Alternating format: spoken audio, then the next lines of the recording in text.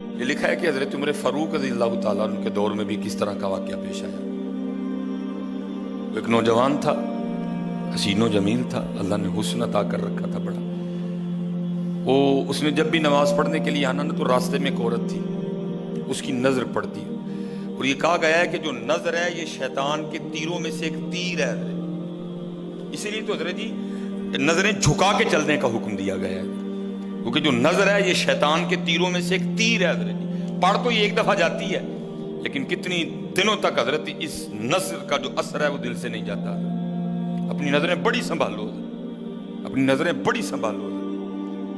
اس کی تو نظریں پاک تھیں لیکن راستے میں ایک عورت تھی، اس کی پاک نہیں تھی۔ اس نے آتے جاتے جاتے آتے آتے جاتے اس کو دیکھنا، شیطان نے اپنا کام کرنا شروع کر دیا۔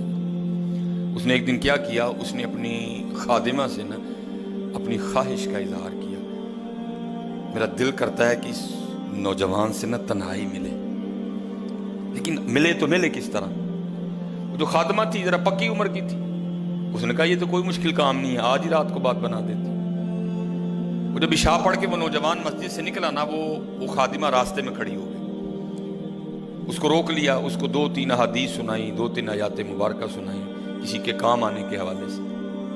ہمارے گھر میں مرد کوئی نہیں ہے، کچھ وزنی سا سامان اٹھانا ہے، اگر آپ اٹھا دیں تو بڑی نوازش ہوگی، اللہ راضی ہوگا، اللہ کے رسول راضی ہوگی، کوئی مسئلہ نہیں۔ اسی طرح ہوا حضرت، وہ گھر لے گئی، پچھلے کمرے میں لے گئی۔ وہ جیسے کمرے میں داخل ہوئے، وہ عورت پہلے موجود تھی، اس نے جناب اندر سے چٹکنی لگا لی اور اس کے سامنے اپنی خواہش کا اظہار کیا۔ جیسے میں نے کہا نا بڑا مشکل موقع ہوتا ہے، لیکن وہ نوجوان ہماری طرح کا نوجوان نہیں تھا، وہ قرآن والا نوجوان تھا، اس کا تعلق قرآن سے مضبوط تھا۔ اس کو یہی آیت یاد آئی، وَلِمَنْ خَافَ مَقَامَ رَبِّهِ جَنَّتَانِ، جو اپنے رب کے حضور کھڑا ہونے سے ڈر گیا، موقع بھی تھا، طاقت بھی تھی، عمر بھی تھی، خواہش بھی تھی، پھر بھی ڈر گیا، نہیں نہیں نہیں میرا اللہ دیکھ رہا ہے، میں کل اپنے اللہ کے حضور کون سا منہ لے کے جاؤں گا، کس طرح اللہ اور اللہ کے رسول کی بارگاہ میں کل جاؤں گا۔ سارا کچھ کر سکتا تھا، کوئی تیسرا نہیں تھا، لیکن کیا نہیں، میرا اللہ دیکھ رہا ہے۔ وہ ایسا خوف طاری ہوا، ایسا خوف الہی طاری ہوا، گش کھا کے گر گئے نیچے۔ عورت ڈر گئی، آگے بڑھ کے کسی نے نبض نہیں دیکھی کہ زندہ ہے کہ شہید ہو گئے، انہوں نے سمجھا کہ شاید مر گئے۔ اس نے دروازہ کھٹکھٹایا، باہر سے اس نے خادمہ نے دروازہ کھولا، اس نے کہا یہ تو مر گیا۔ اس نے کہا یہ بھی کوئی مشکل بات نہیں، بھائی نام تو اس پہ لگے گا نا جس کے گھر سے لاش برآمد ہوگی، تم ٹانگیں پکڑو میں ہاتھ پکڑتی ہوں۔ انہوں نے تھوڑا سا محنت مشقت کر کے نا اٹھا کے جو باہر کوڑا پھینکنے کی جگہ تھی نا، اس نوجوان کو پھینک دیا۔ اب رات پڑ گئی، بیٹا گھر نہیں آ رہا، باپ پریشان تھا۔ جب کافی وقت گزرا نا تو والد صاحب بیٹے کی تلاش میں نکلے، تو راستے میں کیا دیکھتے ہیں کہ وہ جو کوڑا کرکٹ پھینکنے کی جگہ ہے وہاں بیٹا پڑا ہوا ہے۔ بیٹے کو اٹھایا، گھر لے آئے، منہ پہ پانی کے چھینٹے مارے، بیٹے کو ہوش آئی۔ باپ نے پوچھا پتر کیا ہوا؟ وہ بیٹے نے پھر سنانا شروع کیا۔ جب پھر وہاں پہنچا نا تو اس عورت نے مجھے دعوت زنا دی، تو پہلے تو خوف الہی کی وجہ سے بے ہوش ہوا تھا، اس بار اتنا خوف الہی نے غلبہ کیا کہ واقعی روح پرواز کر گئی ہے۔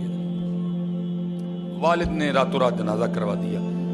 صبح والد صاحب فجر کی نماز کی جماعت میں شریک نہیں ہو سکے۔ جب نماز سے فارغ ہوئے نا تو امیر المومنین حضرت سیدنا عمر بن خطاب رضی اللہ تعالیٰ نے پوچھا بھائی وہ آج ہمارا فلاں مقتدی کیوں نہیں آیا؟ لوگوں نے ساری بات سنائی، حضرت جوان بیٹا تھا، انتقال کر گیا، رات ہی کو جنازہ ہو گیا، شاید اس وجہ سے حضرت نہیں جماعت میں تشریف لا سکے۔ آپ نے فرمایا چلو اپنے بھائی کے غم میں شریک ہوتے ہیں۔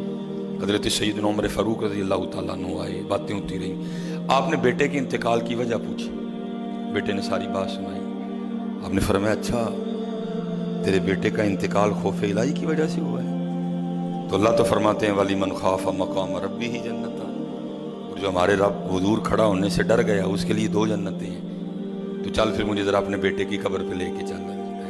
ہائے، لکھا ہے حضرت عمر فاروق اب اس کے بیٹے کی قبر پہ تشریف لے، اس کی قبر پہ کھڑے ہو کے اس نوجوان کو باہر سے مخاطب کر کے فرماتے ہیں، اللہ فرماتے ہیں وَلِمَنْ خَافَ مَقَامَ رَبِّهِ جَنَّتَانِ، اور جو اپنے رب کے حضور کھڑا ہونے سے ڈر گیا اس کے لیے 2 جنتیں ہیں۔ اے نوجوان اب آگے تو بتا اللہ نے تجھے 2 جنتیں دیں کہ نہیں دیں؟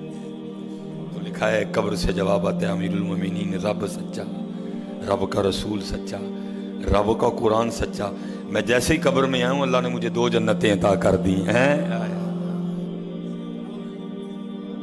بچو اس سے بچو، اس دور کا سب سے بڑا فتنہ ہے، اس سے بچو، اور خود نہیں بچا جاتا، اپنے اللہ کے حضور بار بار گڑ گڑاؤ یا اللہ سانو بچا لے۔ اور پھنسایا حضرت ہمیں انہوں نے اس طرح ہے، ہمارے معاشرے کو انہوں نے اس طرح کا بنا دیا ہے کہ یہاں زنا بالکل بری چیز نہیں سمجھی جا رہی، لوگ فخر سے بتاتے ہیں، اور یہ قرب قیامت کی نشانی ہے، لوگ گناہ کر کے فخریہ بتایا کریں۔ آج کا نوجوان فخریہ بتاتا ہے، میری اتنی گرل فرینڈز ہیں، آج کا نوجوان فخر سے بتاتا ہے، یہ قرب قیامت ہے، یہ نشانی ہے قیامت کی۔ لوگ گناہ کر کے ڈریں گے نہیں بلکہ فخریہ بتایا کریں گے، ہاں جی میں یہ گناہ کر رہا ہوں اور اتنی جگہ کر رہا ہوں میں یہ گناہ، لیکن کیا ہوگا، نیکی مشکل ہو جائے۔ آج حضرت جی آپ دوسرا نکاح کر لیں، اللہ سنت ہے، قرآن میں اللہ خود کہہ رہے ہیں فَإِن تَابَ لَكُم مِّنَ النِّسَاءِ مَثْنَىٰ وَثُلَاثَ وَرُبَاعَ، پہلے کی تو اللہ نے بات ہی نہیں کی، بات ہی دوسرے سے شروع ہو رہی ہے، مِّنَ النِّسَاءِ مَثْنَىٰ وَثُلَاثَ وَرُبَاعَ، پہلے کی بات ہی نہیں ہوئی، بات ہی دوسرے سے شروع ہو رہی ہے۔ جتنی مرضی گرل فرینڈ رکھ لیں آپ کو کوئی برا نہیں سمجھے گا، بلکہ لوگ آپ کے جانے کے بعد بڑا خوش ہو گئے کہ یار بڑا رنگین مزاج آدمی ہے، لیکن حضرت آپ دوسرا نکاح کر لیں اسی وقت آپ لوگوں کے کاغذوں میں 2 نمبر ہو جائیں گے، پیکے بھی ناراض، سونے بھی ناراض، پرا بھی ناراض، سالہ بھی ناراض، ہیں جی چھوٹا بھی ناراض، بڑا بھی ناراض۔ یہ کیا ہے؟ یہ قرب قیامت ہے۔ گناہ اچھا ہو گیا، گناہ آسان ہو گیا، نیکی بری سمجھی جانے لگی، نیکی مشکل ہو گئی، اس لیے بچو دے۔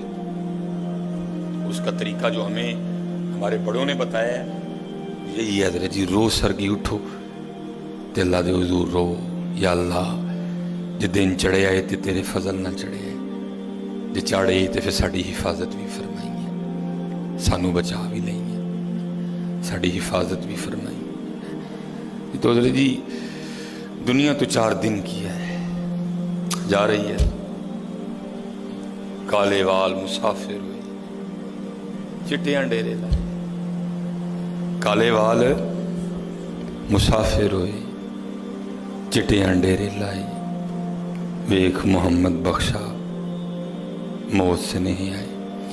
اور حضرت جی اللہ سب کو اپنی حفاظت میں رکھے۔ اگر کوئی اس گناہ میں پھنسا ہوا ہے، اگر کوئی اس گناہ میں پھنسا ہوا ہے تو میں